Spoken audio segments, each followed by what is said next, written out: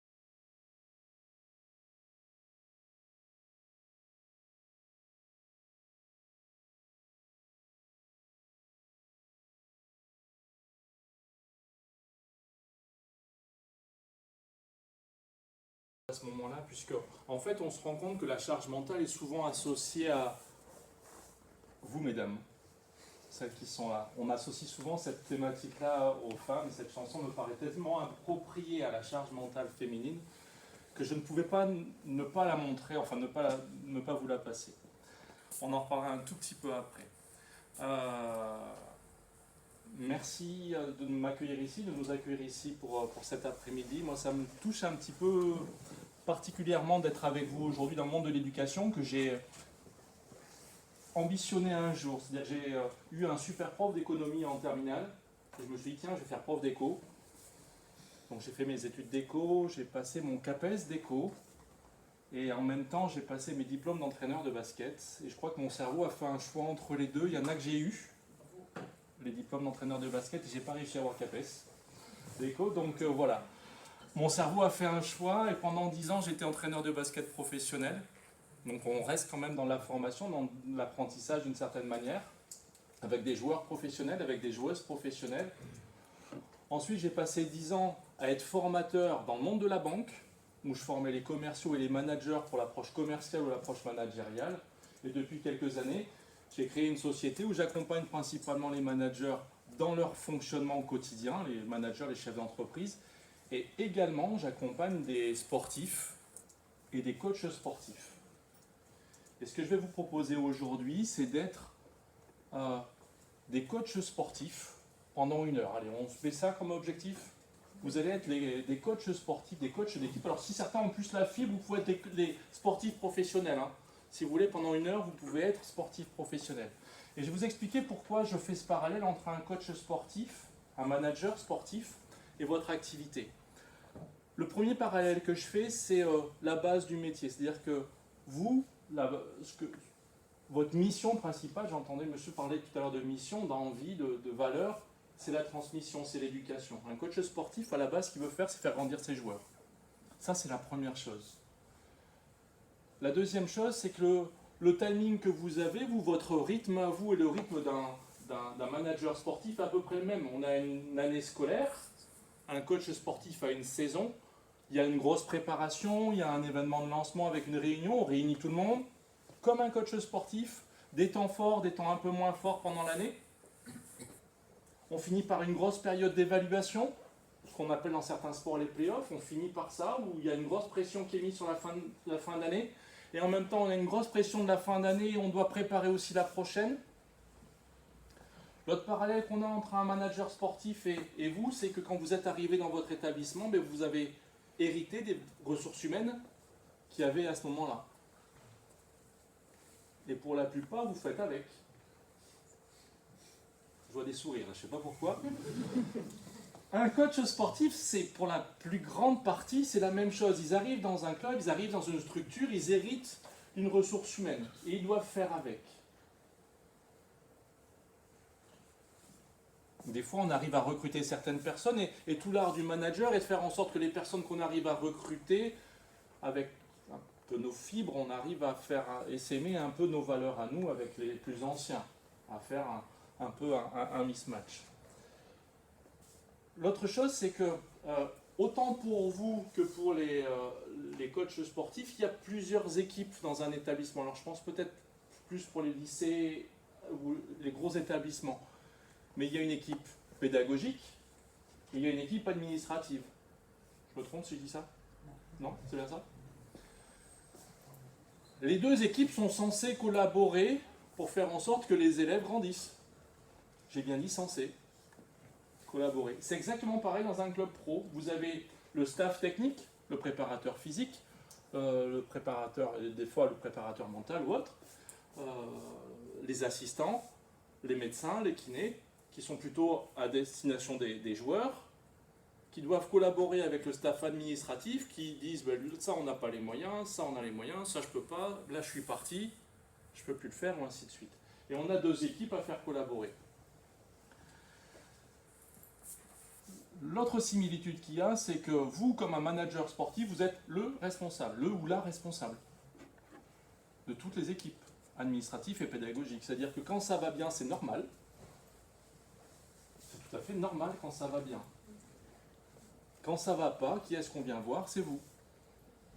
Un manager sportif, quand les résultats sont là, c'est normal, l'équipe joue bien. Quand ça va un peu moins bien, ben, on se retourne sur qui? Sur le manager sportif. C'est exactement la même chose. Et la dernière chose que je vois comme parallèle, c'est que aujourd'hui, vous êtes sursollicité. C'est-à-dire que si on prend votre métier, j'imagine, il y a 10, 15 ans, et le métier d'aujourd'hui, le métier de base est toujours là, mais en plus, vous êtes sursollicité pour un maximum d'informations. Les mails, les SMS, mais peut-être un peu plus de pression des parents, peut-être un peu plus d'exigence de la part des professeurs, peut-être un peu plus d'exigence de la part de tous les acteurs avec qui vous avez affaire. Et en fait, ce qu'on s'aperçoit, comme pour les managers sportifs, c'est que jusqu'à présent, enfin pendant des années, on a juxtaposé nos missions. À partir de maintenant, on s'aperçoit que c'est une superposition des missions. Et ça se superpose. C'est-à-dire qu'on a notre mission principale et en même temps, on reçoit plein de mails, on reçoit plein de SMS qu'on doit gérer, des interférences. Monsieur parlait des emmerdes, c'est ça que vous avez dit tout à l'heure, hein? On doit gérer des emmerdes. Mais en fait, les emmerdes, elles ne sont pas planifiées. On ne les a pas planifiées, les emmerdes. Elles viennent en plus. Elles viennent en plus. C'est-à-dire qu'on a notre métier et en plus, on a les impondérables qui viennent. Et c'est ça qu'il faut arriver à gérer, en fait. Et on rentre dans le cœur du sujet. C'est à ce moment-là on va pouvoir parler de surcharge mentale. Il y a la charge mentale et il y a la surcharge mentale. La charge mentale, c'est quoi? La charge mentale, c'est cette petite adrénaline qu'on a qui nous permet d'être hyper vigilant, hyper pro, qui nous permet d'être en veille active, où on se dit on va être pertinent dans les choix qu'on va faire. C'est ce qui nous permet d'être actif. C'est ce qu'on appelle dans le sport ou dans le théâtre le trac. Dans le sport, un peu le stress avant match. C'est un peu la même chose. On a cette envie de bien faire. Et ça, c'est plutôt moteur. C'est positif, une charge mentale. Si on n'a pas de charge mentale, on n'a pas d'énergie. Donc on a besoin d'une charge mentale. La problématique, c'est ce que je vous disais tout à l'heure, c'est quand il y a trop de charge mentale et qu'il y a trop de choses qui viennent dans la tête. En fait, la surcharge mentale, il y a deux notions qu'il faut prendre en compte. La première, ça peut être un événement majeur, hyper important, qui va nous prendre toute la tête et qui va passer par-dessus nos missions principales. Donc ça peut être un événement majeur, plutôt ponctuel. Le deuxième critère de la surcharge mentale, c'est une chose importante qui vient mais de façon régulière et qui dure longtemps. La particularité, si on se rappelle en 2020, la grosse emmerde qui est arrivée, elle a quand même duré un peu longtemps. Hein. Donc ça fait une grosse surcharge mentale qui a duré pendant pas mal de temps. Si on veut faire un parallèle avec le sport, on va prendre un haltérophile par exemple. S'il veut progresser, il faut que les poids qu'il met sur sa barre soient adaptés à son niveau, soient adaptés à ses ambitions, soient progressifs, soient suffisamment motivants pour qu'il ait envie de le faire, mais pas trop motivants pour ne pas le décourager. Et là, on a une bonne charge mentale où il va pouvoir progresser dans ses entraînements. Et c'est progressif. Ça, c'est ce qu'on appelle la surcharge mentale. La charge mentale. La surcharge mentale, ça va être quoi à votre avis? On va mettre plus de poids que ce qu'il peut faire. Sous-entendu, son maximum, il a 100 kg. On va lui dire, tu vas mettre 120 kg. D'un coup, comme ça. Là, ça va être juste pas possible. Ou bien on va lui dire, ton maximum c'est 100 kg, tu vas faire 105 kg, ça paraît à peu près absorbable, mais tous les jours, et plusieurs fois par jour. Qu'est-ce qui se passe pour le sportif généralement quand on fait ça? Alors ça peut être une surcharge de poids, ça peut être une surcharge de distance, une surcharge de temps. Il fait quoi le sportif? Il se blesse. C'est exactement la même chose pour la surcharge mentale, c'est le burn-out. En fait, quand on a quelque chose qui est trop prégnant, ou bien qui dure trop longtemps, on se blesse. Alors après, ça passe par la dépression, le burn-out, ou le manque d'envie, ou ainsi de suite. Le parallèle, il est bluffant par rapport à ça. Alors, ce que je peux vous dire, c'est que il est important à partir d'un certain moment, à partir du moment où on en parle, c'est d'en prendre conscience. Donc je vais vous proposer de faire un petit voyage dans votre tête hyper agréable. C'est que vous allez imaginer le moment de vos dernières vacances de cet été où vous aviez oublié le travail. Alors peut-être que ça a pu prendre quelques jours. Quelques semaines pour certains? Quelques mois? Ah. Alors vous allez prendre le moment idéal de vos vacances. Le moment idéal de vos vacances, vous allez vous replonger dedans. C'est bon? Le moment où vous étiez vraiment en vacances. Où vous ne pensiez plus à la rentrée, à la réunion de prépa, tout ça là. Il manque des profs pour ça, il manque quelqu'un pour... Non, là, vous y pensiez vraiment plus. C'est bon pour tout le monde? Ça, c'est un niveau de charge mentale égal à 0. Vous l'avez celui-là? Il est bon, hein? Celui-là, il est bon. Vous avez vu, il vous a fallu 5 secondes pour l'atteindre. Hein? Donc ça, c'est super important. On verra ça tout à l'heure. Il faut 5 secondes pour retrouver le poids de la charge mentale à 0. Hein? C'est comme si vous avez l'habitude de pousser 100 kg, vous enlevez tous les poids, et il vous reste 10 kg de la barre. C'est comme si vous n'aviez rien. Hein. On est d'accord? 5 secondes, j'en ai vu certains, ah oui, je suis bien là. 5 secondes il faut pas beaucoup plus. Hein. Je vais demander une petite chose très désagréable. Ça, on était 0 sur une échelle de 0 à 10. Aujourd'hui, là, vous êtes à combien? J'ai entendu 4 3, 4 De 0 à 10. Alors, on va en parler. Pour moi, le 10, c'est le moment où on est en surcharge. Au-dessus de 10, on est en surcharge. Et on va en parler tout à l'heure, mais à la fin. Tu sais, je fais un peu de teasing. On va en parler à la fin. Ce qui est important, c'est que vous vous disiez, tiens, si on reprend votre charge mentale de 3, 4, certains m'ont dit 6, 7, il y a peut-être des choses qui ont changé dans votre corps. Qu'est-ce qui peut changer dans votre corps entre le moment où vous êtes à 0 et le moment où vous êtes à 2, 3, 6, 7? Qu'est-ce qui change? Réfléchissez pour vous. Alors là, ça va jamais être pareil pour l'ensemble d'entre vous. Hein. Certains vont avoir une petite boule au ventre. Certains un peu de pression dans les épaules. Peut-être les mâchoires qui se serrent. Je vois les épaules pour certains. Ah, c'est lourd. On a du poids sur les épaules. Et ça, c'est important d'avoir ce signaux physique. Pour les sportifs, le corps, et on verra ça également tout à l'heure, le corps est un réel signal de ce qui se passe dans notre tête. Et ce qui se passe dans notre tête va pouvoir aider, vous parlez des épaules tout à l'heure, la détente corporelle aussi derrière. On va rentrer dans le sujet et je vais aborder plusieurs thématiques avec vous. Le premier, ça va être la gestion du temps. Ensuite, on va parler de la connaissance de soi. on va parler de la délégation, de savoir dire non et du regard des autres, la gestion des conflits et de tout l'impact que ça peut avoir sur notre corps. Ça marche? Avant de rentrer dans le détail, je veux juste vous préciser une chose. Je ne vais pas parler des thématiques de surcharge mentale. C'est-à-dire qu'on ne va pas parler de Covid, on ne va pas parler de guerre, on ne va pas parler de ces choses-là parce qu'on n'y peut rien. C'est des phénomènes qui sont extérieurs à nous. Et même s'ils sont extérieurs à nous, ils ont un impact sur les personnes avec qui on travaille. Ça peut avoir un impact sur les élèves, ça peut avoir un impact sur les profs, ça peut avoir un impact sur nos collègues. Peu importe, on n'y peut rien. Donc, ça ne sert à rien de perdre de l'énergie sur les choses sur lesquelles on n'a pas de pouvoir. La seule chose sur laquelle vous avez un pouvoir, exactement comme les sportifs, c'est ce qui se passe entre vos deux oreilles. La bonne nouvelle, c'est...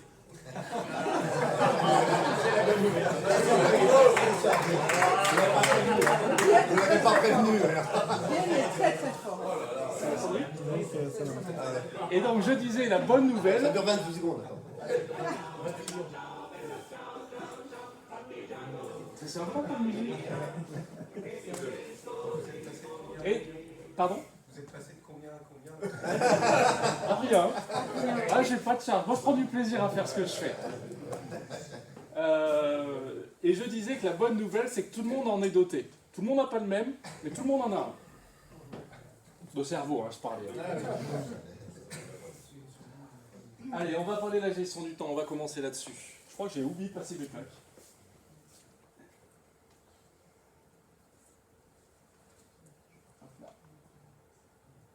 Ça, c'était pour vous dire que vous étiez mes sportifs de la journée. Ça, c'était pour l'haltérophile. C'est notre chef. Ah.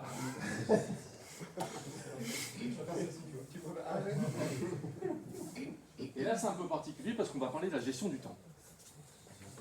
C'est bizarre, hein? C'est pas une horloge, ça. Et c'est ça, hein, c'est particulier.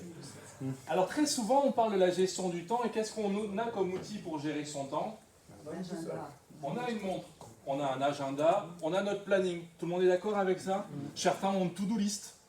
Et alors on gère son temps à la journée, à la semaine, au mois, voire à l'année. On planifie bien. Hein? On planifie bien. On fait en sorte que toutes nos plages horaires soient remplies. Alors on en laisse peut-être certaines de libres au cas où pour les impondérables. Ouais, on en laisse peut-être certaines de libres. Et puis, comme monsieur le disait très bien,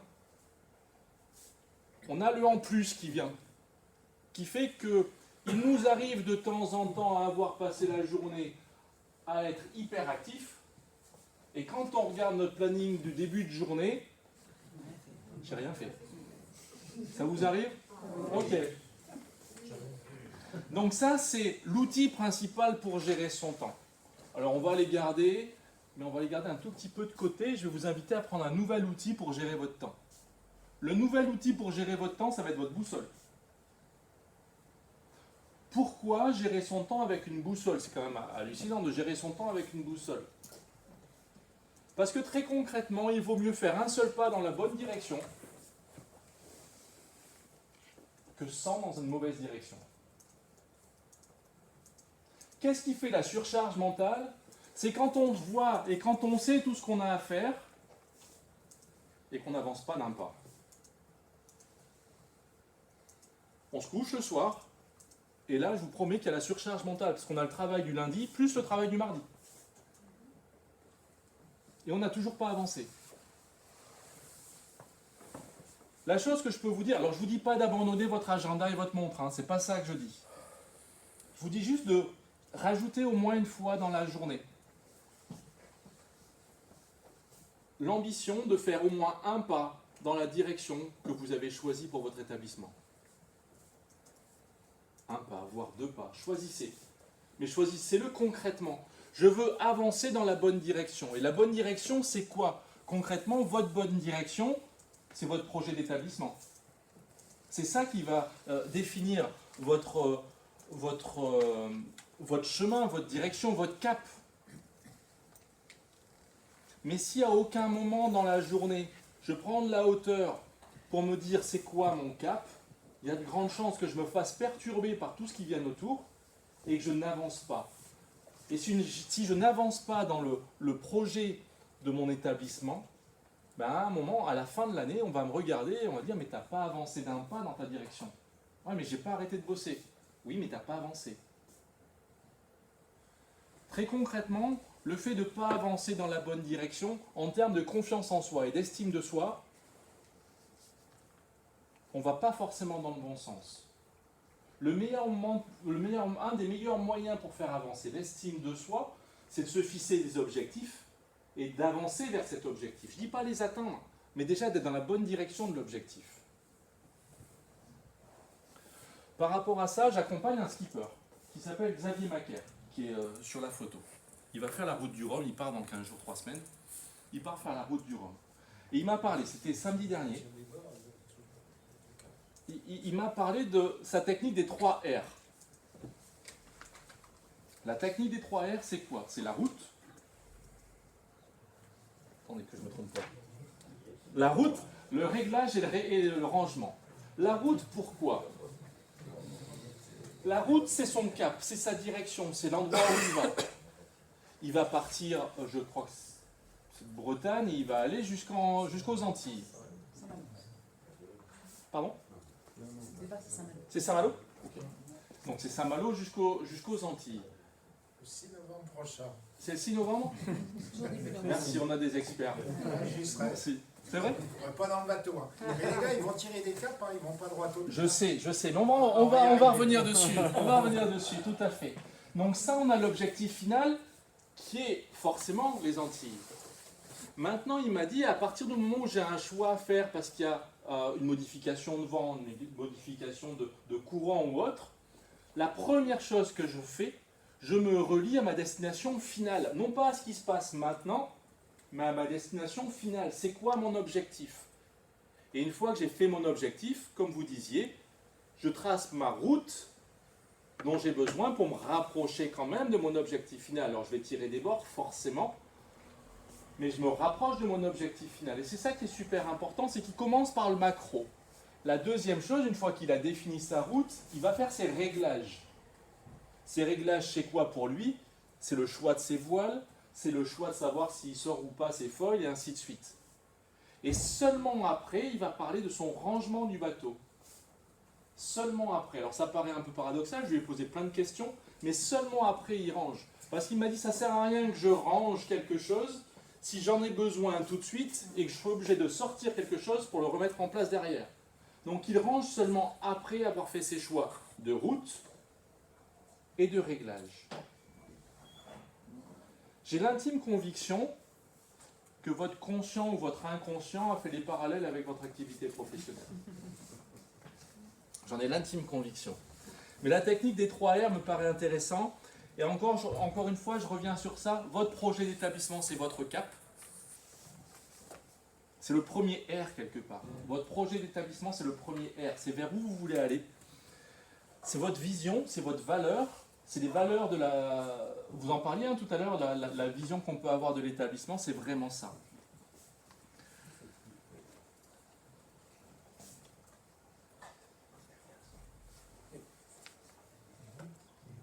On va parler des valeurs, vous voyez, on l'a en haut. C'est un outil de développement personnel qui est développé par Robert Dills, qui s'appelle les niveaux logiques. C'est un outil qui est très très riche et qui est très très puissant pour bien se connaître, pour faire en sorte que le projet de l'établissement corresponde bien à mon projet à moi et de savoir et d'être certain que je sois bien en adéquation avec le projet de l'établissement. Ça, vous pourrez trouver toute la littérature sur cet outil-là. Vous voyez, il y a plusieurs étages. L'environnement, le comportement, la capacité, les croyances, les valeurs et l'identité. L'environnement, c'est quoi? C'est ce qui nous entoure. Qu'est-ce qui peut faire de la surcharge mentale? Je vous donne un exemple. J'aime que les choses soient ordonnées, j'aime pas que ce soit le bordel, ni dans ma tête, ni ailleurs. Et je vois que mon bureau, il y a des piles qui s'entassent partout. Très clairement, là, il va y avoir de la surcharge mentale. Mais inversement, si moi, je préfère travailler avec des papiers partout, et qu'il y a quelqu'un qui passe derrière moi et qui branche tout, ça sera de la surcharge mentale. Alors, je ne dis pas qu'il faut ranger ou qu'il ne faut pas ranger.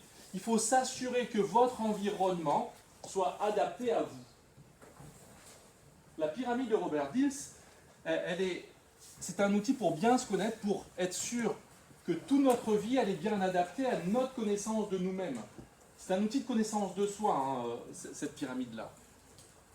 L'environnement est très très important. Quand il y a une plante qui ne pousse pas, on ne va pas essayer de tirer la plante vers le haut. Qu'est-ce qu'on fait? La première chose qu'on fait, on regarde si elle est à la bonne lumière, on regarde s'il y a de l'eau, on regarde si la terre elle est en bon état, et on va nettoyer un peu autour. Sous-entendu, on fait quoi? La première chose quand ça ne va pas, la première chose qu'on fait, on nettoie l'environnement. Pour être sûr de se libérer la tête de surcharge mentale potentielle, c'est de libérer notre environnement. L'environnement, il répond à la question où je suis. Certains disent le ici et maintenant. Voilà ce que c'est l'environnement. La deuxième chose, ce sont les comportements. Les comportements, c'est qu'est-ce que j'ai l'habitude de faire. Dans mon quotidien professionnel, qu'est-ce que j'ai l'habitude de faire? C'est quoi mon comportement? Comment j'ai l'habitude d'animer mes réunions? Comment j'ai l'habitude de coopérer avec mes équipes pédagogiques? Comment j'ai l'habitude de coopérer avec mes équipes administratives? Comment je parle? Quelle relation j'ai avec les parents? Quelle relation j'ai avec les enfants? Là, on parle de comportement. Qu'est-ce qui vous anime de façon régulière? Et ça doit être aligné avec votre personnalité. Potentiellement, il y a des choses que vous ne savez pas faire. Et on passe à l'étape qui suit, c'est comment je le fais, et on parle de niveau de on va passer au niveau des capacités. Les capacités, c'est qu'est-ce que je dois apprendre à faire pour me développer par rapport à cette thématique-là. Dans votre métier, ça me paraît la base de la base. On ne va pas développer là-dessus, sur les capacités. Mais tout ça, il faut se dire quand même que c'est relié à ce qui est très très fort en haut. La première notion qui est importante de savoir, de connaître, d'avoir conscience pour soi, ce sont nos croyances.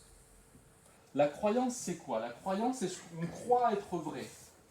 Qu'est-ce qu'on croit être vrai? C'est des choses que quelqu'un nous a mis dans notre tête. Très souvent, nos parents. Ensuite, on a eu nos professeurs qui nous ont mis des idées dans la tête. Je vais vous faire une petite parenthèse. La première croyance qu'un parent met dans la tête de ses enfants, c'est quoi? On y arrive bientôt. Le Père Noël. Et on le dit, l'enfant, il croit au Père Noël. Vous êtes d'accord? Il y croit. Il n'a pas la preuve que c'est vrai, mais il y croit. Il ne faudrait pas casser la croyance de certains. Parce que là, vous allez descendre quelques-uns. Quoi? Oh, je suis désolé. Il n'existe pas. Je suis désolé. Et qu'est-ce qui se passe pour un enfant? Un jour, déjà la première chose c'est qu'il y croit. Et il va trouver tous les arguments pour prouver qu'il y croit, pour prouver que c'est vrai, quelque part. Ah mais si, j'ai mis mes chaussons devant, et le lendemain matin j'ai eu des cadeaux. Il est passé par la cheminée, oui mais on n'a pas de cheminée. Oui mais il est passé par la cheminée. Et il arrive à trouver des explications. Sauf qu'un jour à l'école, il y a un petit copain qui lui dit ça n'existe pas, le petit cousin, et ainsi de suite. Et ce qui fait qu'il met en concurrence ce qu'on lui a toujours dit avec ce que les parents lui ont dit. Et un jour, qu'est-ce qui se passe de cette croyance-là? C'est le drame à ce moment-là. Qu'est-ce qui se passe? Le premier réflexe de l'enfant, il se sent un petit peu trahi. C'est-à-dire qu'il a toujours cru à quelque chose et on lui a menti. Et il ne vit pas forcément très très bien au tout début. Alors, le tout début, ça peut durer 1 minute. Pour certains, un peu plus longtemps. Et ce qui se passe, c'est que très vite, l'enfant, il est fier d'avoir dépassé sa croyance parce qu'il rentre dans le monde des grands. Maintenant, moi je sais, mais mon petit frère, il ne sait pas. Il a ce côté un peu fierté d'avoir dépassé sa croyance. Quand on parle de croyance, on parle souvent, il y a un mot qu'on emploie de plus en plus, c'est les croyances limitantes. Vous en avez entendu parler, cette notion de croyance limitante? Alors j'ai une bonne nouvelle, il y a des croyances qui sont limitantes. J'ai la faiblesse de penser que les croyances limitantes nous ont été toutes inculquées par nos parents. Je ne dis pas que toutes les croyances que nous ont inculquées nos parents sont limitantes, mais je dis que toutes les croyances limitantes, la majorité des croyances limitantes, nous ont été inculquées par nos parents. Et la bonne nouvelle dans tout ça, c'est qu'on a également des croyances qui vont être motivantes. Et on peut inscrire en nous des croyances motivantes.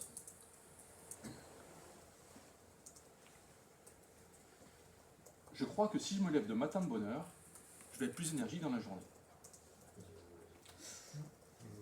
C'est ma croyance. Est-ce qu'elle est vraie? J'en sais rien. Mais pour autant, si je crois qu'elle est vraie, je vais donner plein d'arguments pour qu'elle le soit. Et je vais transformer mon quotidien pour qu'elle le soit. C'est bon pour les croyances? Et on passe sur une des notions qui va être importante et qu'on va développer, ce sont les valeurs. Robert Dills estime que, grosso modo, dans la vie de chacun, on a 4, 5, 6 valeurs principales et qui règlent notre vie. Et ces valeurs, elles sont forcément issues des croyances qu'on a, et on peut les choisir, ces valeurs-là. Et l'idée, c'est de choisir ces valeurs et pas forcément prendre toutes les valeurs de nos parents, et de les choisir en conscience. Et quand on a choisi ces valeurs, derrière, l'idée, c'est d'adapter toutes nos croyances, nos capacités, nos comportements et notre environnement à nos valeurs. Je vais vous donner un exemple tout bête. Une des valeurs qu'on pourrait avoir, moi je pense que le travail, c'est un bon moyen d'être en relation avec les autres. Ça, c'est ma valeur. Et donc, qu'est-ce que je vais faire derrière? Alors ça, c'est ma croyance. La valeur, c'est le travail, c'est avoir des relations. La croyance que je peux avoir, c'est que les relations elles vont m'enrichir. Les capacités, je sais parler aux autres, je sais rentrer en contact, et ainsi de suite. Les comportements, vous voyez bien, je vais aller vers les autres. Et on peut avoir un autre collègue qui va se dire, moi, le travail, pour moi, c'est pour gagner de l'argent. Et vous voyez qu'on commence à avoir deux systèmes de valeurs qui vont être complètement différents. Et c'est en cela où on va pouvoir potentiellement avoir quelques dysfonctionnements dans un groupe. C'est bon par rapport à ça, à cette échelle de valeurs? L'idée, c'est d'arriver à définir quelles sont mes 4-5 valeurs principales. Est-ce que ces 4-5 valeurs, elles sont en adéquation avec le projet de l'établissement pour pouvoir avancer? Je vais vous raconter une histoire maintenant, qui sera en lien avec ça. C'est en avril 1922. Je l'ai noté parce que j'ai des trucs par rapport à ça.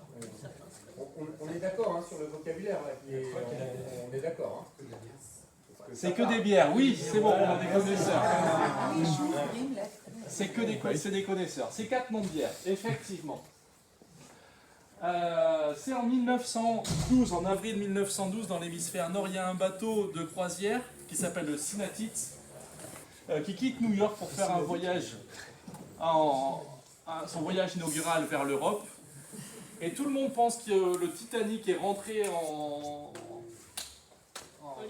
en collision, merci, avec un iceberg, mais en fait il est rentré en collision avec notre bateau. Et dans notre bateau, il y a 4 survivants, quoi, Clef, Grimm et Chouf. À la fin de l'histoire, je vous pose 2 questions, promis. Écoutez bien, vous avez le droit de prendre des notes ou pas, c'est comme vous voulez. Quoi qu'élèves sont sur l'île de gauche, Grimm et Chouf sont sur l'île de droite. C'est bon, tout le monde suit? Et bizarrement, c'est que chacun pense être un naufragé solitaire sur son île parce qu'il n'a pas vu l'autre personnage. Ça marche? Donc ils sont 4 naufragés solitaires dans leur tête. C'est leur croyance, encore une fois. La particularité, c'est que c'était le voyage inaugural du mariage entre Lef et Grimm. Et Lef et Grimm, un jour, arrivent à se voir d'une île à une autre. Ils se disent, c'est super, on vient de se marier, on va pouvoir se retrouver. Ils essayent de traverser, mais l'océan, il y a plein de requins, ils n'y arrivent pas. Alors pendant des jours, des semaines, des mois et des années, ils créent un dialogue comme ça avec leurs mains, je t'aime, moi aussi, patati patata, et ça dure, et ça dure, et ça dure. Sauf qu'un jour, il y a Lef qui fait comprendre à Grimm, si demain, dans 24 heures, t'es pas sur mon île, on arrête tout, je veux plus en entendre parler, c'est fini. Moi, ce que je veux, c'est construire, parce que ma valeur principale à moi, c'est la famille. C'est important, je veux construire. Mais sur ce, il y a Grimm qui se dit, je vais trouver une solution, puisque moi, j'aime Lef, et moi, une de mes valeurs principales, c'est de trouver des solutions et d'aider ceux que j'aime, de satisfaire ceux que j'aime.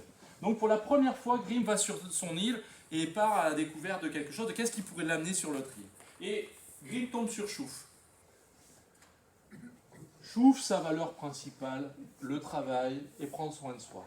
Le travail, c'est quoi? Chouf, il avait construit un bateau, une maison, un jardin, autosuffisance, il était bien.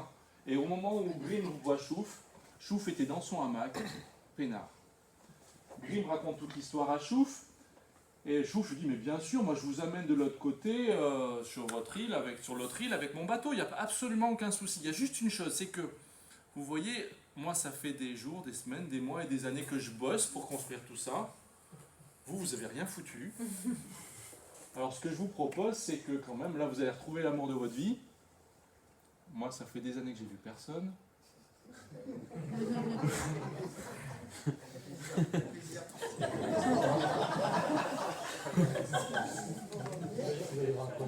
On partage. On partage. Donc sur ce, Grimm dit non, je peux pas, non, je peux pas. Donc il reste la fin de la journée avant d'être le lendemain, donc il essaye d'imiter le bateau de Chouf. Il essaye, première tentative, le bateau coule, les requins arrivent, il revient au port, une fois, deux fois, trois fois, il n'y arrive pas, la nuit tombe. Grimm dit à Chouf, bon allez, faites ce que vous voulez dans la chambre, dans votre cabane, merci. Et puis demain matin, vous m'amenez. Pas de problème, on fait ça. La nuit, il se passe ce qui devait se passer. Et le lendemain matin, Chouf amène Grimm rejoindre Lef. Lef, le sourire jusqu'aux oreilles. C'est super, tu as réussi à me rejoindre, on va enfin pouvoir construire notre famille. C'est beau ça, moi franchement, je trouve ça super fort.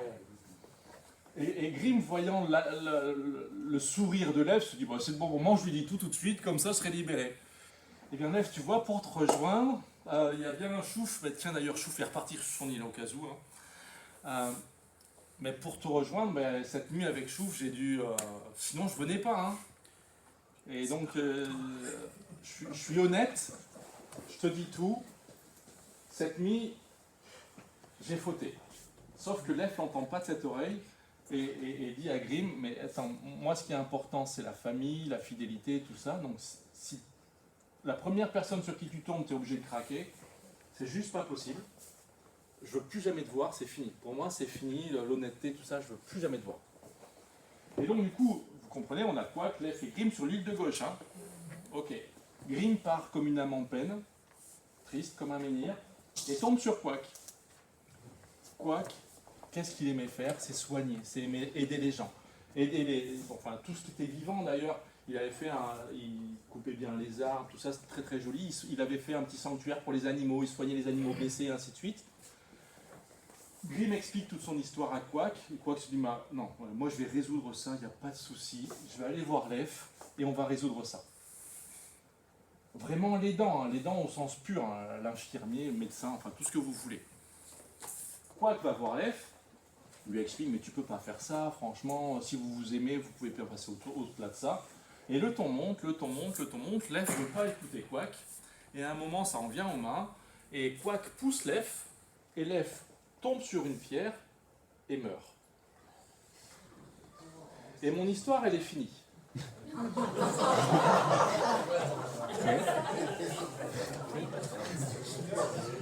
Bien. Je vous pose deux questions. Je vous propose de classer ces 4 personnages par votre ordre de préférence. Ça, c'est la première question. Dans la façon dont j'ai présenté l'histoire, c'était que des îles. Donnez un sexe aux 4 personnages. Allez, on prend un petit peu de temps, individuellement. Classez ces personnages-là. Faites-le individuellement, en silence si possible, parce que c'est important de ne pas communiquer pour ne pas influencer les autres. Classez bien vos personnages, le premier, le deuxième, le troisième, le quatrième. Lesquels vous préférez? Lequel vous préférez pas, par contre? Et puis, une fois que vous avez fini ça, donnez-leur un sexe. La deuxième, c'est juste pour rigoler, promis. Promis, c'est juste pour rigoler, le deuxième.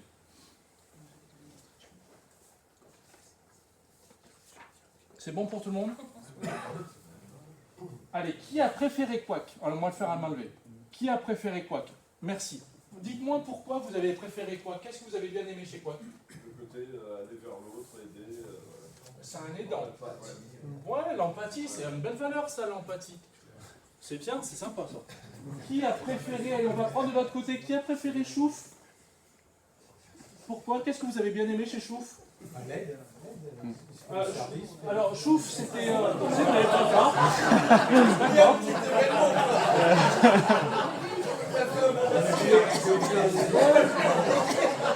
rendu service. Alors, on a ici...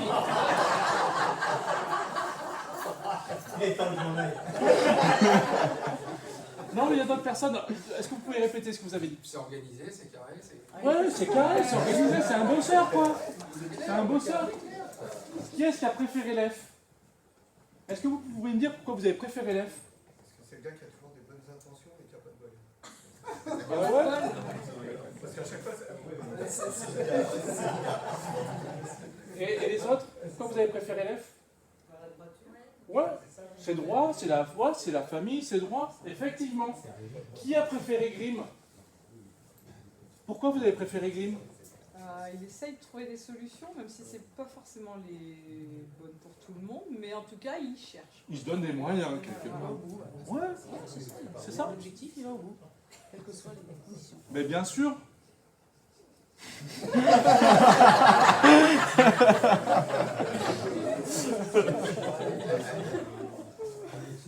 Qui est-ce qui a mis Grimm en dernier? Qui a mis Grimm en dernier? Pourquoi vous avez mis Grimm en dernier? parce qu'il se bouge pas, il attend tout des autres. Et C'est le plus faible de la banque pour moi. des réactions? Non, Non. Qui a mis Chouf en dernier? Pourquoi vous avez mis Chouf en dernier? C'est un profiteur, ouais. Il abuse un peu du besoin des autres. Qui a mis l'F en dernier? Pourquoi vous avez mis l'F en dernier? Elle fait peu de concessions. Alors c'est une fille déjà. Ouais, pour moi. Ouais, déjà, vous avez vu tout de suite, c'est une fille, elle fait pas de concession. Rigide. Ouais, rigide, ouais. Et qui a mis quoi en dernier? Et personne. Alors vous, que quelqu'un tue, on a des valeurs. c'est accidentel. C'était pas fait exprès. Cain et Abel, hein, C'est ça. commence là. Hein. Allez, juste pour rigoler, combien d'hommes pour Quack? Qui a mis Quack en homme? Quack, c'est celui ou celle qui était aidant. Hein, plutôt des garçons, tiens, c'est original. D'habitude, c'est l'inverse. Hein. Qui a mis l'F en garçon? Ah, on arrive à un équilibre là. Ah, c'est une fille là. Pour les filles, c'est une fille apparemment. Qui a mis Grimm en garçon? Ah, on arrive à un bon équilibre, hein, je pense, pour tous. Et là, de fait, là, je suis sûr que je fais un jackpot. Pour Chouf, qui a mis Chouf en garçon? Ouais, c'est un bosseur, c'est quelqu'un qui est droit, quoi.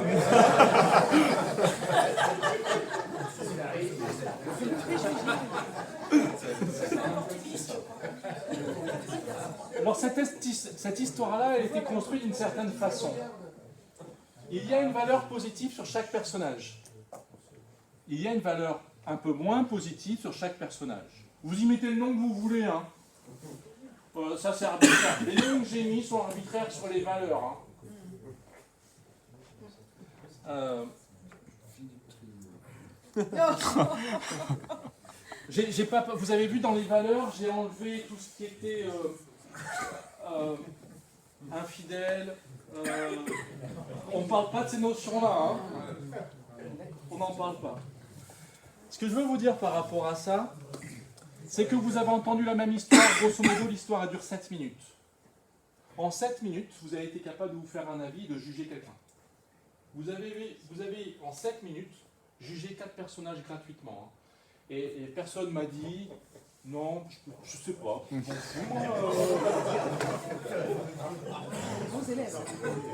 On vous demande de faire quelque chose, vous faites. Merci. Grâce à vous, au moins, ça fonctionne. Ce que je veux vous dire, c'est que si on ne fait pas gaffe à notre cerveau, il va juger facilement. Alors le jugement n'est pas mauvais en soi. L'important, c'est de faire attention à ce que ce soit fait sur des valeurs objectives. Je vous donne comment vous avez classé. Vous avez classé ces 4 personnages par rapport à votre système de valeurs. Vous vous rappelez tout à l'heure, je vous ai dit la pyramide de Diels. On a un système, un certain nombre de valeurs principales prioritaires. Et on a classé nos valeurs prioritaires dans un certain ordre. Peut-être que certaines qui sont affichées ici sont prioritaires pour vous ou éloignées. que je peux vous dire par rapport à ça et par rapport à la surcharge mentale, c'est que quand on a quelqu'un qui, dans son action, dans sa façon d'agir vis-à-vis de vous, de communiquer avec vous, fait un peu comme chouf, lève, crime et couac, va à l'encontre de vos valeurs, le premier réflexe que vous allez avoir, c'est de juger. Si ces valeurs sont à l'opposé des vôtres, qu'est-ce qui va se passer? Vous allez vouloir défendre vos valeurs. On l'a bien vu tout à l'heure quand il y en a un qui a dit « oui, mais ça c'est mon préféré », alors que c'était le 4e pour vous. J'ai entendu 3 fois un « oui, mais ». Sous-entendu « oui, mais moi c'est pas comme ça en fait ». Et vous allez essayer de défendre votre système de valeurs. En fait, qu'est-ce qui se passe quand vous rentrez chez vous et qu'il y a eu plein de tensions avec quelqu'un et que c'est pas sorti? C'est que les personnes que vous côtoyez avaient un système de valeurs différent et vous avez jugé. Parce que naturellement, on veut défendre son propre système de valeurs. Alors, vous vous rendez bien compte que là, vous avez tous entendu la même histoire, vous avez tout un système de valeurs différent, vous avez tous classé différemment. Il n'y a pas de hiérarchie là entre vous tous. Il y a un chef. Il y a un système de valeurs qui est meilleur que les autres. Il faut suivre. Il y a le trésorier aussi. Il y a le trésorier aussi. Des valeurs bizarres. Non, très clairement, il n'y a pas un système de valeurs qui est supérieur aux autres. Et en cela, il faut faire attention parce que naturellement, on va avoir ça qui va nous traîner dans le ventre, et ça c'est de la colère. La colère, elle n'est pas mauvaise en soi. Ce qui est mauvais, c'est la façon dont on va l'exprimer ou pas exprimer. Si on ne l'exprime pas, ça reste dans le vide, ulcère et compagnie. Si on l'exprime en criant, ça ne marche pas non plus. Donc vouloir défendre ses valeurs et dire « moi je pense ça, tu penses différemment », quels sont nos points communs, et on peut avancer, c'est différent. Mais ce que je veux vous faire prendre conscience, c'est que en fait, la surcharge mentale, elle peut être juste liée à quel est son système de valeurs. C'est quoi ses îles à lui? C'est quoi mes îles à moi? Et ça, on n'y arrive pas si on ne connaît pas ces valeurs prioritaires. Et quand vous avez affaire à 3, 5, 10, 20 profs, imaginez-vous qu'ils ont chacun leur système de valeurs. Mais vous avez tous une mission commune, c'est de faire grandir les enfants que vous avez en charge. Donc il doit y avoir des valeurs communes qui sont les valeurs de l'établissement. Et à un moment, il faut s'assurer que nos valeurs personnelles, elles sont en cohérence avec les valeurs de l'établissement. Ça marche pour vous?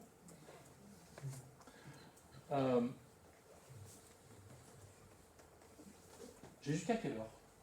Écart? Jusqu'à Amy, pardon. Amy? Oui, ça, on garde le quart d'heure après. Je vais m'arrêter là-dessus. Vous avez des questions par rapport à ça?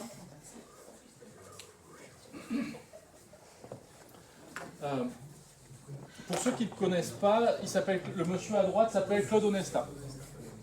Alors de mémoire, c'est du handball.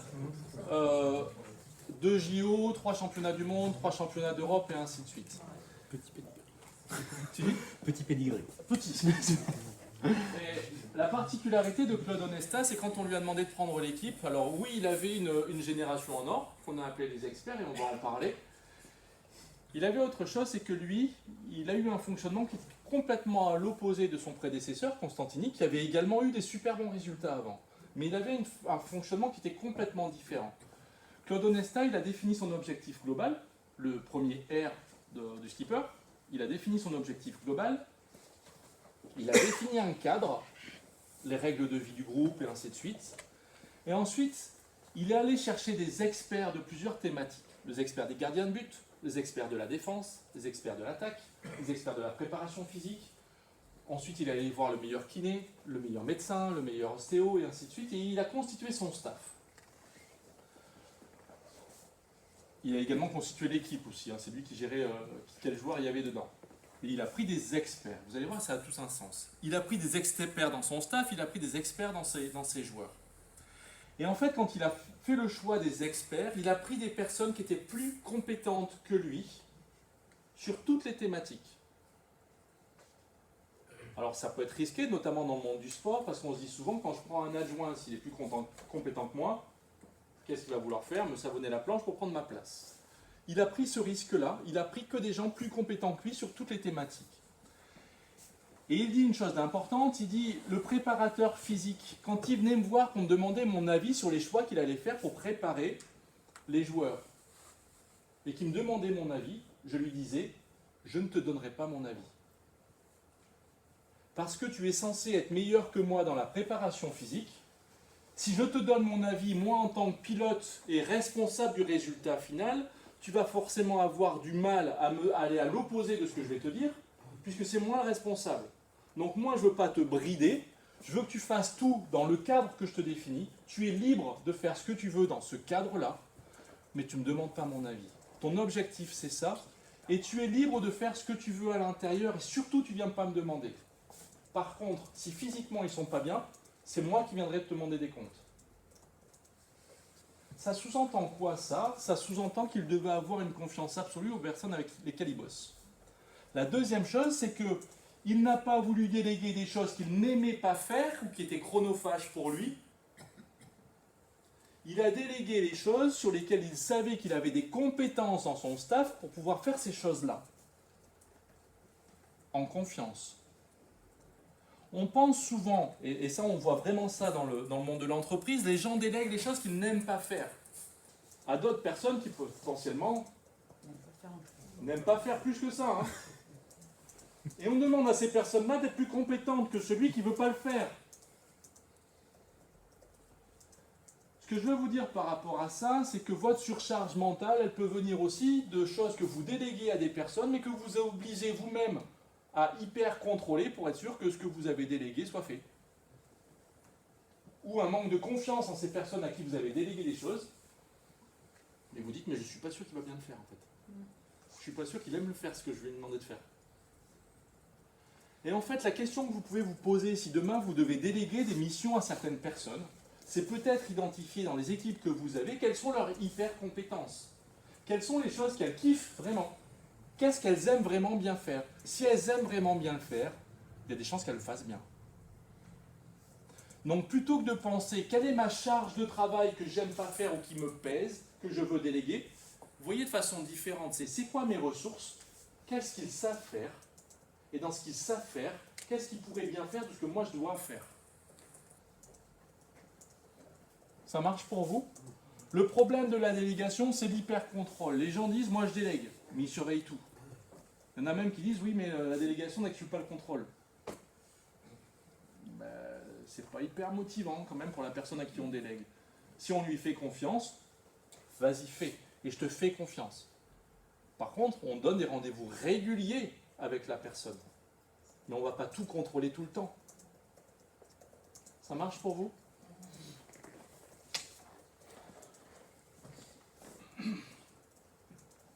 On va parler maintenant de certaines personnes qui, la charge mentale, elles l'ont principalement parce que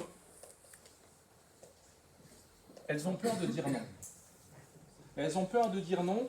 Très concrètement, pourquoi à votre avis? Par peur du rejet. Si je dis non, ils vont moins, alors peut-être pas dans le cadre professionnel, mais un peu, ils vont moins m'aimer. Je vais être moins apprécié. Après, quand je vais vouloir faire passer des messages, ils seront contre moi. Et en fait, tout ça, ça part du regard des autres. Alors, je vais vous proposer une histoire. Vous pouvez soit l'imaginer dans votre vie personnelle, soit l'imaginer dans votre vie professionnelle. Vous allez imaginer le train de votre vie. Et vous allez choisir la locomotive que vous voulez. Ça peut être la locomotive de l'Orient Express, un TGV, un TER, ce que vous voulez. Vous prenez la locomotive que vous voulez. Elle peut être belle, elle peut être rapide, celle que vous voulez. Et vous avez toutes les latitudes pour choisir la destination, la vitesse, la route que vous allez prendre. C'est bon pour vous? Ok. Dans cette locomotive, vous y mettez les personnes qui ont les mêmes pouvoirs que vous sur votre vie. Hein. Ils sont capables de vous dire « Arrête, va plus vite, change de direction ».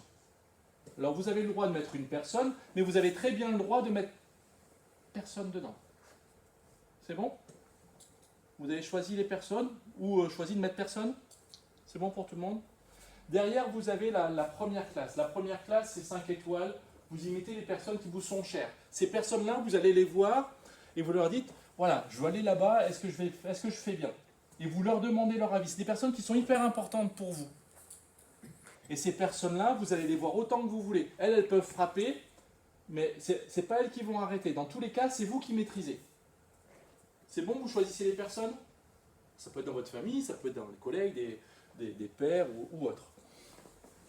Ensuite, vous avez la deuxième classe, des personnes que vous voyez un petit peu moins. Eux, ils n'ont pas le droit de venir vous voir. C'est que vous qui allez à leur contact pour qu'ils décident de quelque chose. Ensuite, troisième, quatrième, cinquième classe. Certains me disent, moi j'ai un wagon-bar, moi j'ai un wagon-lit, et voilà.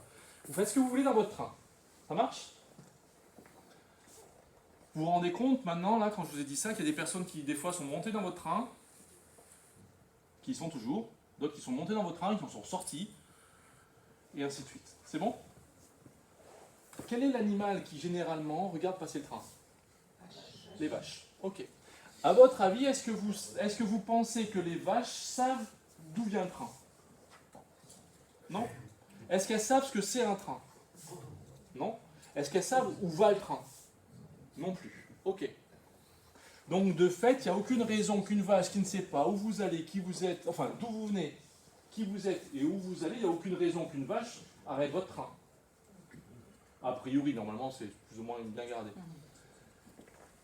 Ça veut dire que toutes les personnes qui ne sont pas dans votre train, pas dans votre locomotive, et encore moins, enfin, ou dans la première classe, après potentiellement ça peut être deuxième ou troisième classe, il n'y a aucune raison qu'une personne qui n'est pas dans votre train vous fasse changer votre destination, votre vitesse ou votre route. Et qu'à partir du moment où vous avez choisi que cette personne-là n'était pas dans votre train, il faut la considérer comme une vache.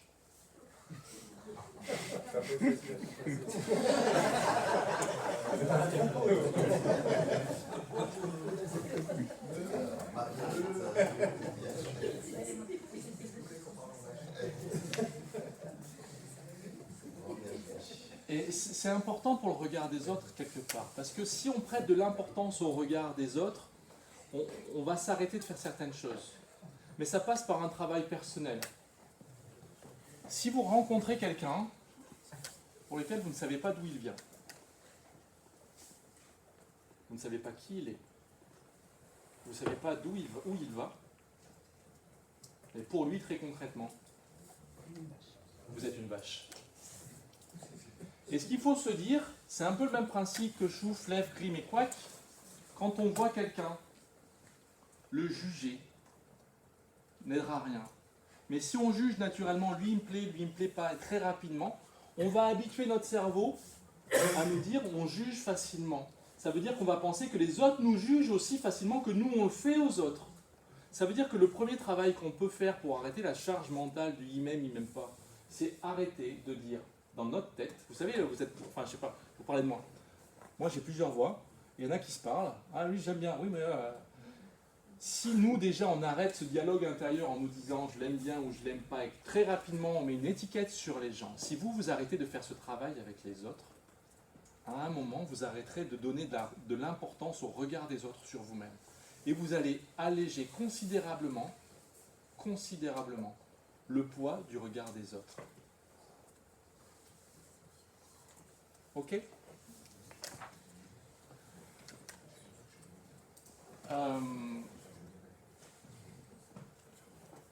Je vais accélérer un petit peu alors du coup. Je vais juste vous demander de faire une petite expérience. On va parler un petit peu de ce qui se passe dans votre corps, de votre santé quelque part. Je vais vous demander tous de vous lever s'il vous plaît, et vous allez juste vous espacer un tout petit peu pour façon à ne pas prendre de risque. Vous allez vous lever. J'espère qu'il n'y a pas tout le monde. La main droite pour tout le monde. Vous allez la lever, vous allez mettre votre doigt devant vous. Et on va tous tourner dans le même sens. Ouais, c'est pour ça. Mais tout le monde va tourner dans le même sens. Normalement, il n'y a pas d'accident. Vous allez tourner votre bras droit le plus loin possible derrière. Vous allez vous arrêter quand vous serez bloqué. Et vous allez prendre le repère visuel de l'endroit où vous êtes. Vous tournez. Voilà, c'est bon. Vous prenez le repère visuel de l'endroit où vous êtes. C'est bon pour tout le monde? Ok, vous avez le doigt qui est face à quelque chose. Vous revenez face à moi. Je vais vous invite à fermer les yeux. Je vous invite à fermer les yeux et vous allez imaginer que votre corps, il est fermez vos yeux. Et vous allez vous imaginer que votre corps, il est en caoutchouc, en élastique, en chewing-gum, comme vous voulez, Et il va tourner complètement, vous allez l'imaginer qu'il tourne, il tourne complètement, et vous allez imaginer votre corps qui est capable de faire un tour complet sur lui-même. Et si vous êtes vraiment à l'aise, vous allez imaginer votre corps qui est capable d'aller même un peu plus loin qu'un tour complet, et vous allez pousser encore, imaginez que ça tourne encore. C'est bon pour tout le monde? Réouvrez les yeux. Retendez votre bras, retournez à droite, refaites le tour, regardez. Ah, c'est impressionnant. Pour la quasiment totalité, vous pouvez vous rasseoir. Pour beaucoup d'entre vous, j'imagine, vous êtes allé plus loin. Ce que je veux vous faire prendre conscience, c'est que ce qui se passe dans votre tête va avoir un impact sur votre corps. Ce qui se passe dans votre corps va avoir un impact dans votre cerveau. C'est fondamental de penser ça. On peut faire un autre exercice. Je vous demande de ne pas penser à un fruit qui serait jaune.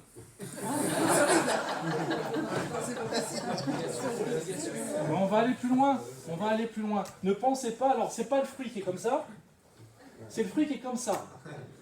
D'accord? Vous n'y pensez pas. Vous ne pensez pas que quand vous le malaxez un peu comme ça, il s'assouplit. Vous ne pensez pas que vous prenez un couteau et que quand vous coupez ce fruit-là, parce que vous ne le faites pas hein, d'ailleurs, vous ne le faites pas, il ne s'ouvre pas et que ça ressemble presque à un soleil. Vous ne pensez pas au soleil qu'il y a dedans et vous ne pensez pas que quand vous le pressez comme ça, il n'y a pas de goutte qui sort. Hein? Et vous ne pensez pas que même ces quelques gouttes qu'il y a, si vous les mettez sur votre bouche, qui commence à saliver? Vous venez de prendre conscience que ce qui se passe dans votre tête a un impact sur votre corps. C'est fondamental. Ça veut dire que si à un moment on veut décharger notre tête, il faut penser à notre corps. Ok? De fait, je vais accélérer un peu, je vais zapper quelques étapes. Et je vais vous présenter un autre outil. Alors, j'espère que la vidéo va passer tout à l'heure. Elle passait.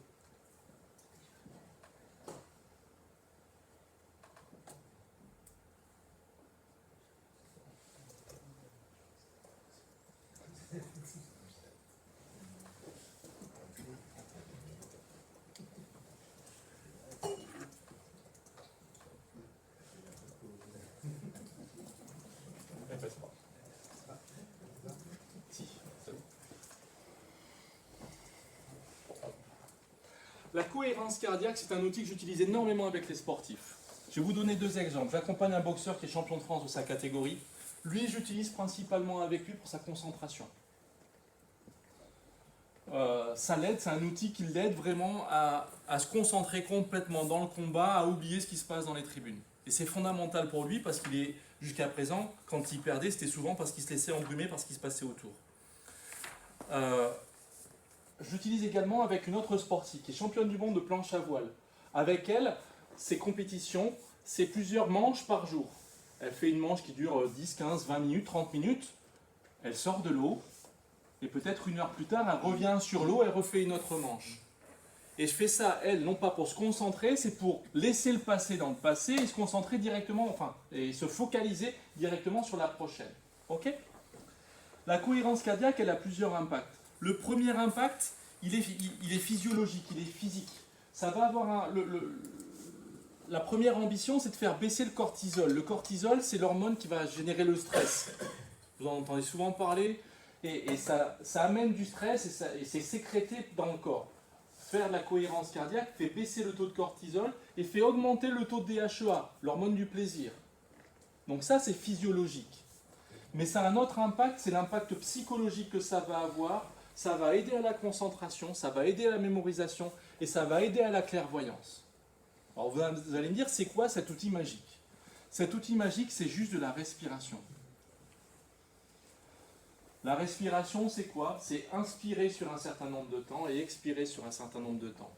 L'outil, il est simple à se rappeler, c'est 365.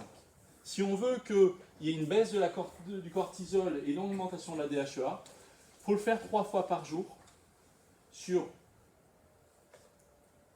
6 cycles de 5 minutes, sur 6 cycles de respiration par minute, de 5 secondes. Je vais vous montrer. La seule chose, on ne voit pas du coup? C'est pas passé? Ah, c'est du local, messieurs. Donc l'ordinateur étant local, c'est l'ordinateur de monsieur relié au vidéoprojecteur. Ah zut. On peut le chercher avec le numérique. On va tenter ça.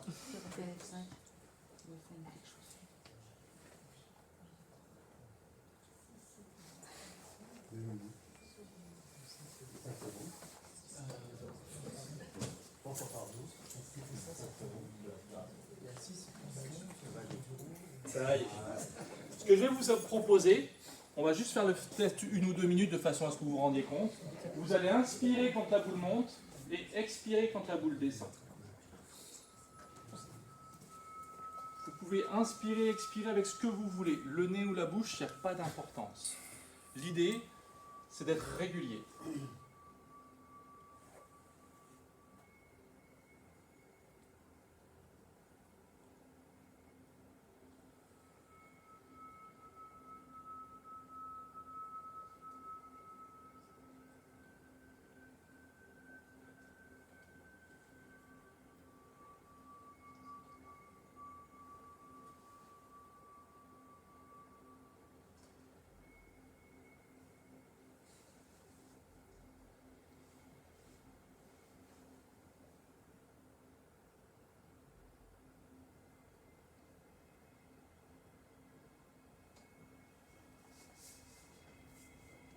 Je vais vous le laisser en arrière-fond, vous en ferez ce que vous voulez.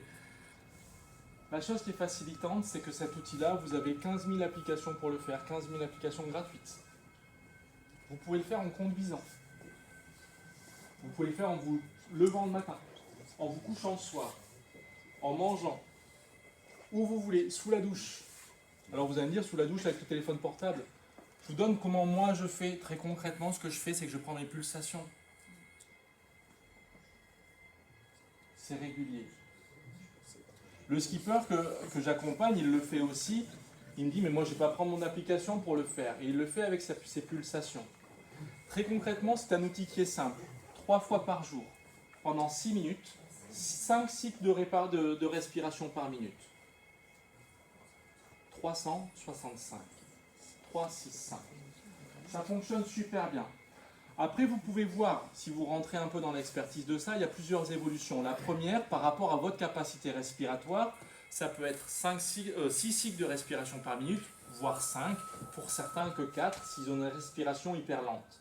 Ça, ce n'est pas un souci. L'important, ce n'est pas le nombre de respirations par minute, ce qui est important, c'est la régularité. Ça marche pour vous? Ça, vous pouvez le faire de façon préventive 3 fois par jour, ou vous pouvez le faire également juste avant un événement un peu particulier pour vous dire, ben, voilà, je vais avoir ça à faire, je me fais mes 5 minutes et je serai derrière forcément beaucoup plus calme en ayant beaucoup moins de stress sur moi.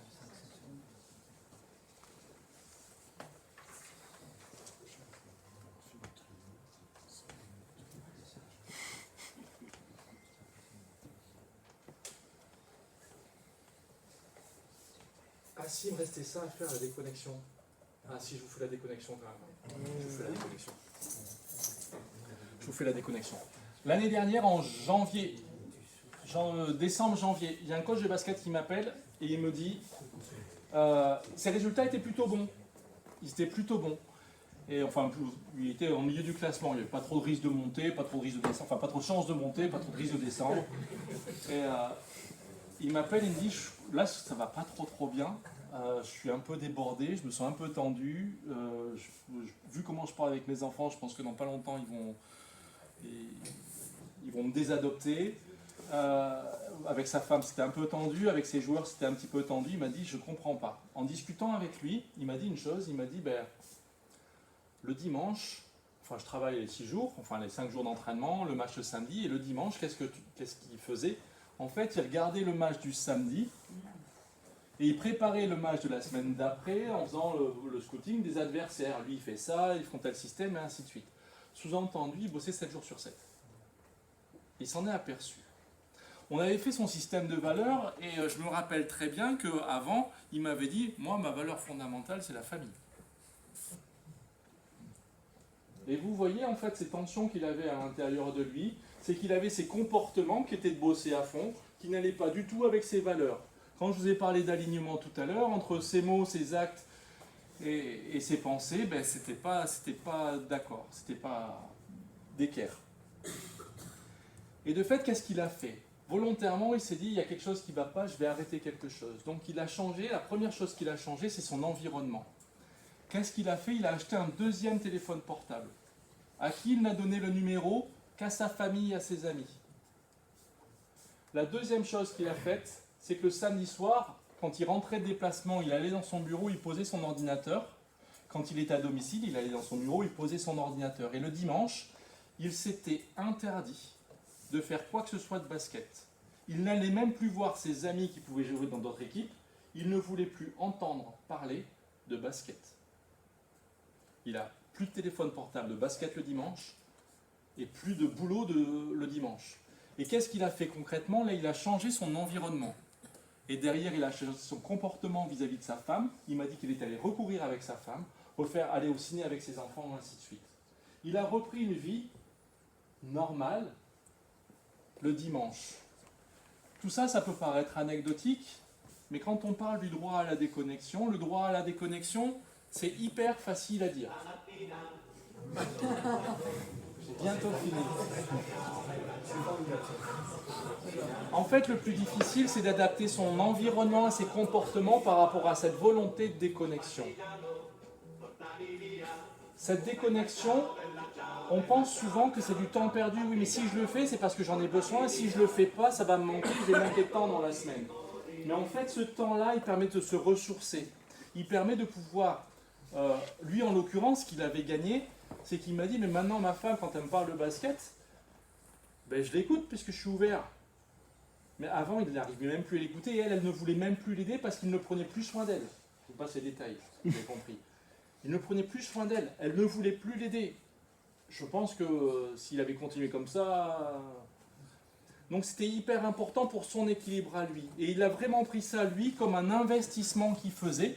Et il m'a dit derrière que d'une part, il arrivait mieux à parler avec ses joueurs, qu'il parlait mieux avec son staff, qu'il avait de meilleurs rapports avec son président. Et il m'a dit, mais je te raconte même pas la vie de famille, comment c'est plus cool le dimanche. Hein. Donc voilà, quand on parle de droit à la déconnexion, ce n'est pas que des paroles.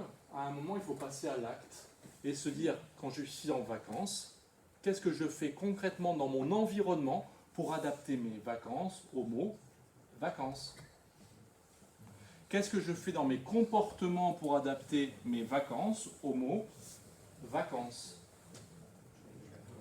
Les capacités, généralement, on sait, hein, on n'a pas besoin d'apprendre à être à vacances. Je pense pas. Les croyances non plus, les valeurs non plus. Mais c'est hyper important de passer à l'action quand on parle de déconnexion. Et c'est un investissement qu'on fait. Ça ne doit pas être quelque chose de subi, ça doit vraiment être quelque chose de choisi. Voilà, il y avait quelques autres notions que je voulais aborder avec vous, mais je vais respecter le timing. Messieurs, dames, je reste à votre disposition pour toutes les questions que vous pouvez avoir. Les questions, les interrogations, les réactions. Moi, je voulais revenir sur la question des valeurs. Oui. Parce que, après tout, si chacun a nos échelles de valeurs, Oui. pourquoi est-ce qu'on critique Poutine? Bah, il a une échelle de valeurs, il a un système de valeurs. Qui est différent de la nôtre, exactement. Eh ben non, moi je dis je ne suis pas d'accord. Pour moi, même si toutes les valeurs ne se valent pas, même si je ne dis pas que mes valeurs sont les meilleures, les valeurs ne se valent pas. Chacun a son système de valeurs, mais collectivement... Eh oui, mais alors ça à ce moment-là, pourquoi est-ce que Poutine c'est mal? Pourquoi est-ce que le Front National c'est mal? On n'a pas dit que c'était mal. Alors, pour certains, ce que fait Poutine, pour certains, c'est bien.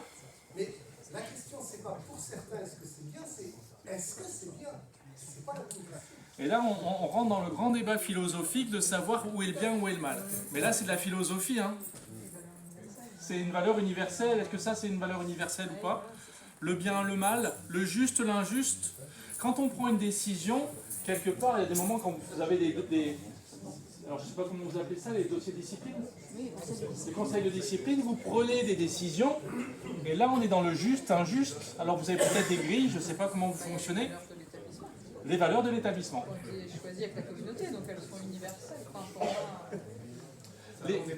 Les valeurs, c'est un super sujet, les valeurs, d'en discuter déjà pour échanger quelles sont les valeurs des uns et des autres. Et ce qui peut être intéressant, c'est savoir comment on a construit nos valeurs. Je n'ai pas trop développé ça, mais ce qui est important à un moment, et dans beaucoup de coaching que je fais en termes managériaux, c'est d'arriver à choisir ses valeurs et d'arrêter de subir les valeurs qu'on nous a mis dans notre tête. Les valeurs et les croyances, hein, d'ailleurs. On a pu grandir avec des parents qui nous ont dit le travail, c'est la santé. Ou Ah, c'est pas les parents, c'est une chanson. Ça. Vous avez raison. Pour sortir de ces valeurs, même si un argument d'un autre pays, les valeurs elles sont liées aussi à notre culture et au pays où on a grandi. Oui. Donc voilà, trouver certaines valeurs en fonction d'où on vient. Et c'est par rapport à vous. Oui. Merci d'abord, parce que j'ai beaucoup apprécié votre intervention. Mais c'est à la fin là, vous parlez beaucoup de paroles, actes, et Ouais. vous arrivez à le faire pour vous. Autant que possible. Non mais c'est toujours comme vous savez, on dit les coordonnées. Alors, j'ai créé un outil, enfin, l'outil que je propose aux personnes que j'accompagne, c'est le MAP. Les mots, les actes, les pensées. Et d'aligner le MAP, pour moi, c'est fondamental. Aujourd'hui, j'ai choisi beaucoup de choses dans ma vie, mais énormément de choses. L'endroit où je vis, les personnes que je côtoie, j'ai fait le tri.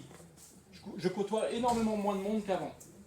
J'ai fait le tri pour être aligné avec ça. C'est-à-dire que quand les personnes qui ne correspondaient pas à mes valeurs, ben, je les ai sorties de mon train. Et j'ai fait rentrer d'autres personnes dans mon train.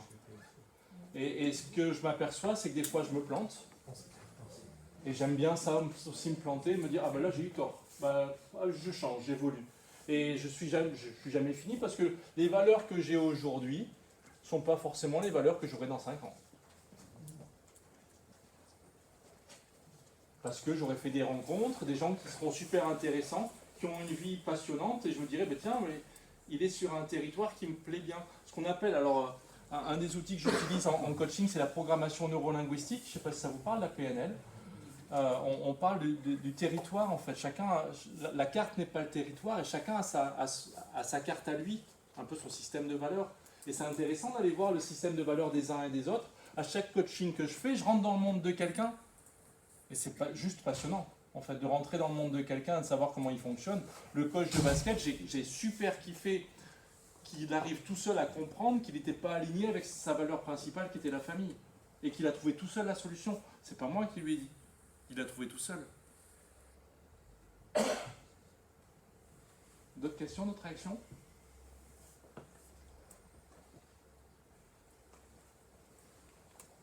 On va dire que non. Je vais prendre votre silence pour un an. Moi j'ai quand même le sentiment qu'on ne choisit pas forcément les personnes qui sont dans le train et qu'une valeur peut être aussi de se dire qu'on se sent bien avec les personnes qui sont dans le train. Oui, oui. Le train de sa vie perso, si on choisit quand même. À part les beaux-parents.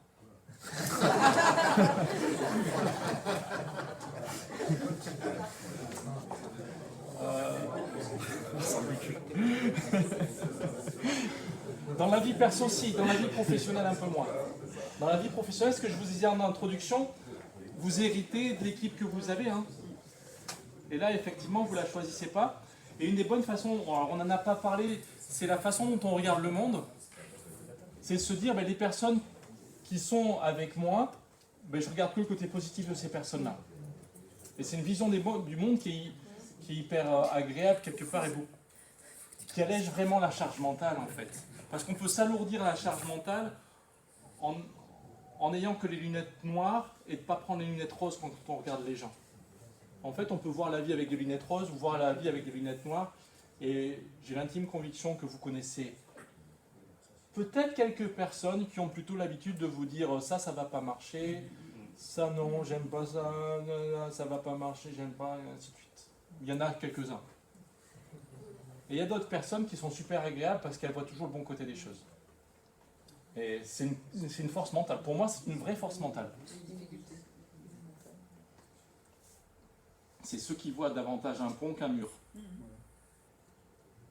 quitte à construire quelque chose, mieux vaut construire des ponts.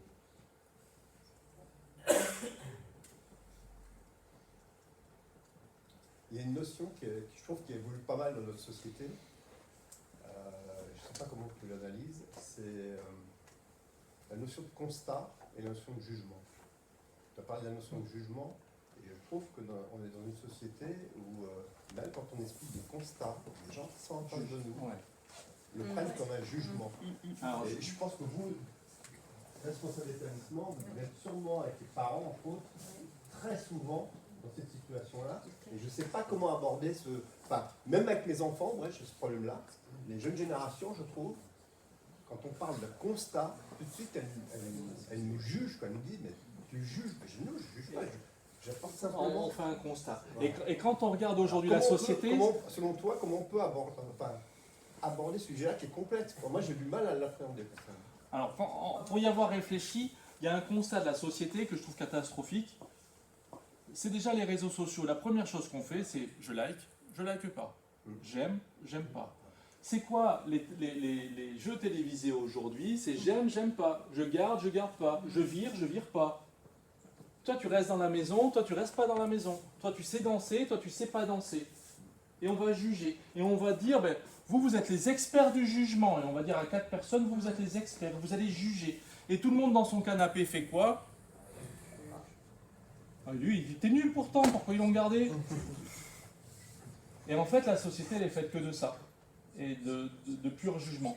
Le premier travail qu'on peut faire, à mon avis, c'est déjà travailler sur soi, parce que sur les autres, on n'a aucun pouvoir. Faire que les autres ne jugent pas, on n'a aucun pouvoir. Le premier travail qu'on peut faire, c'est soi, et déjà s'interdire nous-mêmes de juger. Je me rappelle à une personne à qui j'avais proposé ça, je la voyais, elle était frustrée, elle dit, mais c'est quand même mon fonctionnement de base, quoi. Moi, je vois quelqu'un, elle est bien habillée, tac, tac, et je lui avais proposé une chose, je lui avais dit, on va faire quelque chose, et on était, alors j'habite au Sable d'Olonne, et je lui ai dit, on va le faire ensemble, on va aller sur la plage, on sort un bar, et tu vas juger absolument toutes les personnes qui vont passer. Et tu vas me le dire, et j'ai rigolé, hein. Et je lui ai dit, tu vas me juger toutes les personnes qui viennent, et tu vas leur dire, tu dis tout ce qui te passe par la tête. Et elle n'a pas arrêté. Et maintenant, je lui dis, on va faire un autre exercice, c'est que toutes les personnes que tu vas voir, tu vas me dire quelque chose de positif sur ces personnes-là. Ben, elle a eu vachement de mal, hein.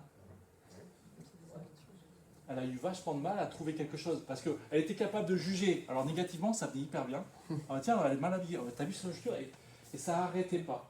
Et en fait, ce que je lui ai fait travailler à cette personne-là, c'est déjà quitte à juger, de juger positivement. Mais après, c'est quoi faire avec les autres qui nous jugent en permanence, c'est est-ce qu'ils ont de l'importance vis-à-vis de toi, est-ce qu'elles sont dans ton train? Alors le train choisi au niveau personnel, oui, mais le train subi au niveau professionnel, ça on n'y peut rien parce qu'ils sont dans notre train. Hein. Les parents d'élèves que vous avez, ben, quelque part, à un moment, pendant toute la scolarité de l'enfant, ils sont peut-être au fond du wagon, mais ils sont dans mon train. Mais j'ai pas de réponse à t'apporter. Je trouve que c'est une évolution de la société qui est assez forte. Je ne sais pas ce qu'on pense. Ça a donné une idée quand même sur les sujets en effet, souvent on récupère une équipe. Oui. Donc par rapport à Nomista qui est oui. souvent parallèle, si on récupère un qu'on fait jouer 4, comment on fait? C'est aussi peut-être mettre en valeur les compétences de chacun. Exactement. Et puis quitte à changer l'organisation.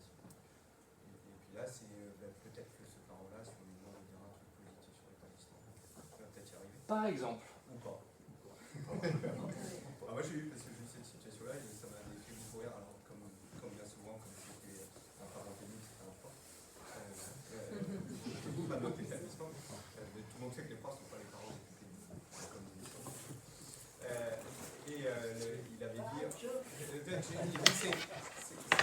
avais posé cette question, il a dit, en fait, vous êtes moins pire que les autres, ce qui est resté positif, mais c'était pas mal, Et ça me fait penser ce que vous dites au management, j'ai fini là-dessus, promis, de Claude Onesta. Il avait dit quelque chose de fondamental, c'est que le coaching d'une équipe ne passe exclusivement par des entretiens individuels. C'est-à-dire que les messages collectifs, était minimaliste de chez minimaliste. C'est-à-dire qu'on peut difficilement, vu que chacun a son système de valeurs individuel, on peut difficilement passer des messages motivationnels à tout un groupe avec les mêmes mots. Il disait que s'il veut motiver toute une équipe, ben il les prend tous individuellement, il leur parle avec leurs valeurs à eux. C'est chronophage, mais ça fonctionne.